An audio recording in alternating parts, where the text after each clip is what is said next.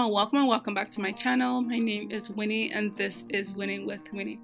So y'all, in today's video we'll be talking about some fully funded PhD programs in economics. So I have 6 universities that we'll be going over. If you're ready, I am. Let's go.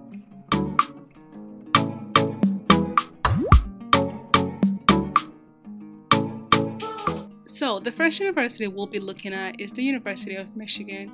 So for their funding, so it says they provide full funding to all students admitted to their doctoral program.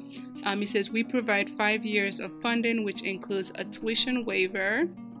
So it includes a tuition waiver, health insurance, and a generous stipend package that combines both fellowships, funding, and a graduate assistant. And it says we do not require an additional application for financial aid. So it says assistantships are provided year-round. Students spend 3.5 years as research assistants. These assistantships, which typically require 10 to 12 hours of work per week, are not a source of financial assistance, but are the centerpiece of this program's mentorship philosophy. In addition to research, all students spend at least 1 term as a graduate student instructor, typically during their 3rd year. It says we encourage students to apply for additional external sources of support when available. We also nominate students for university fellowships when they're eligible. So like you can see, this program is fully funded. Okay, so I just wanted us to take a little bit of look around their university. I want to try to find us the information about applying the PhD program. I don't know if that's it. Okay, still brings us to this page. Let's see. Okay, so it just gives you like a contact information. I'm not trying to apply now, but let's see if it'll take us to a page that gives us the what you need to apply.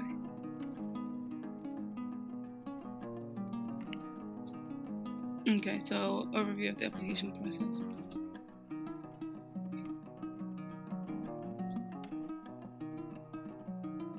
Okay, alright, so it says, so this is overview of the application process. It says review application requirements. Applicants prepares application requirements, so that's your test, your statement, transcript, and then you create an account, and then you just complete your application. You submit your test scores, and it says application file created, and then you create a friend account, and then program reviews your application. You get a decision from them. Okay, so it says if the program decides to admit, then the graduate program recommends applicant to Rackham, and then they review, and then applicant accepts or denies, and then for international students they would then start working on your visa. So that is the step for applying to their program. So that was our first university. Now let's move on to our next one. So our next university is Emory University, and their economics program is based in their College of Art and Sciences. So for financial support, you can see right here, it says students in the economics PhD program at Emory typically receive full funding for 5 years through the Laney Graduate School. So it says they offer, so it says their stipend is in the amount of $32,728 per year for 5 years, as long as the student makes good academic progress. And I guess they changed the stipend because this is effective fall of this year, so 2022 the stipend will be changed. Okay, and it says tuition scholarship in the amount of $68,700. It says a standard tuition scholarship covers full tuition. Covers full tuition, leaving only student fees to be paid by students. And it says they also cover 100% of the cost of health insurance, and they also provide professional development support for training, research, and conferences. So Emory University is the next one to check out. Let's see, maybe if we click here we can see more information about the admission process. Okay, so this is the Laney Graduate School at Emory University welcomes your application for admission. We offer over 40 doctoral and master's program. Okay, how do we see the application process though? Is it program admissions requirement? Let's see, is it that?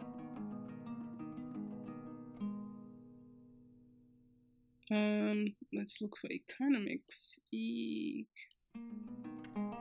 Okay, let's click on that and then we can see. Okay, so here it just says apply to the PhD program. So they have the deadline, so September 2021 to January 21, application submission process. And then January 1st, 2022 is the deadline for submission of your application. February, March, early April is the department timeline for making decisions. And April 15 is the deadline for students to inform the department. So if you're offered, that's when you let them know by April 15th. So let's look at application. Okay, so it says the following documents must be submitted. So you have a statement of purpose. You have verbal, quantitative, and analytic scores on the GRE. It says GRE is optional for fall 2022 admissions. TOEFL or L scores for non-native English speakers. Your academic record, but it says note, we require copies of all transcripts. However, the transcripts can be unofficial copies. You will only be asked to submit official transcript if you're admitted into the program. And then they also require 3 to 4 letters of recommendation. Previous training in economics, previous training in mathematics and statistics, including calculus, linear algebra, econometrics, mathematical economics. And it says if available evidence of scholarly research and publication. And they say a master's degree is not required for entering the PhD program, but applicants with bachelor's degrees need to demonstrate a strong mathematical and statistical. Okay. And then additional requirements is writing sample. So that was our next university. Let's move on to our next one. Our next university is the University of Chicago. And like you can see on here, right here, let's highlight this part. So it says all students receive full tuition, insurance, stipend, and research funds for 5 years, period. So yeah, so let's see. So it says, they typically receive 600 to 700 applications, and then typically they have 20 to 25 students per year that they select, and people who accept to come to their program. And then it lists out some of the information you need to submit to them. So you need a transcript, you need at least 1 letter of recommendation, and then you need an updated CV, you need a statement of purpose. It says applicants are expected to have earned grades of A- or higher in 3 graduate courses. Let me just list some more qualifications. But yeah, you guys, so this University of Chicago was another university to look at. Let's see. Okay.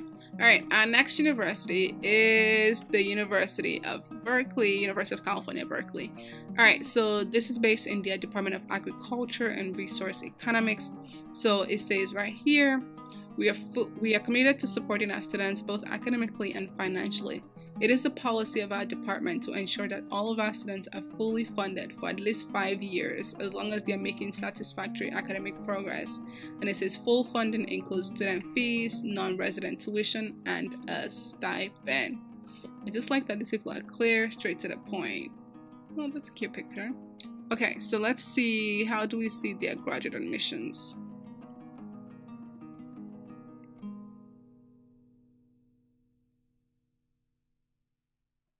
Trying to see what are the documents they need. It says we international applicants. So it says we encourage applicants. We encourage applications from other countries.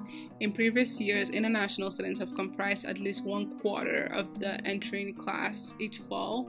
So international students are required to show competence in English with a minimum test of TOEFL score of 90 for the internet-based exam and 230 in the computer-based test, or 570 for the paper. Okay, and then it talks about a little bit about GRE. I was trying to see if I could find their, I think that's what I was already welcome to. I was trying to see if I could find their admissions requirement, but maybe not. But yeah, so that was our next university. Our next one is the University of Colorado, Boulder. So for their funding, let's see, where did I see it again? Oh, I think it was a little bit below below. So right here, funding. So it says when you apply for admission, you will automatically be considered for funding in the form of a teaching assistantship. In addition, you may be offered a generous fellowship to help with the cost of relocation expenses. So it says historically, most students have been funded in years 1 through 5 and sometimes into year 6. In recent years, most incoming first-year students have been offered full funding. So highlight that. So it says full funding, which includes full tuition, a stipend, health insurance subsidy in the form of teaching assistantships. So you see it there. And then to apply, it says for international students, applications are due December 1st of the year preceding the year of admission.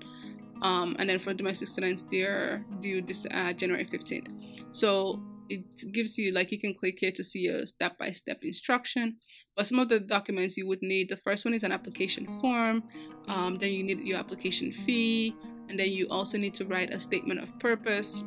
And then you also need application supplement. You will need your transcript from university if you've graduated from. You will need GRE scores and TOEFL scores if that is for all international students where English is not the native language of in their country. And then you also need 3 letters of recommendation. Then it tells you like different how to mail them the information. But yeah, you guys, so our next or our last university is Kansas State University. And it says, so let's go to the funding. So it says all applicants, let's highlight this. This says all applicants are considered for funding by the department, and most enrolled students are funded. Funded students receive a competitive 9-month stipend, a full waiver of tuition expenses, and then consideration for department scholarships to supplement the stipend. So these are the different scholarships. And it says scholarship supplement the stipend by up to $4,500 annually. So you can see all of that. Let's see, when it says begin the process, we just want to learn more. Okay, so these are the application process. So you need to, so you select your category, you complete your application and upload documents. So you need your transcripts, you need letters of recommendation, English proficiency as well. And then you submit your application and pay the fee. So for international degree seeking, so you would be $75 for international students, and then you review your application. But yeah, you guys, so those were the different universities I saw that offer full funding for PhD programs in economics. If you have any other questions or if you have any other school suggestions, please put them in the comment box below. Bye, y'all.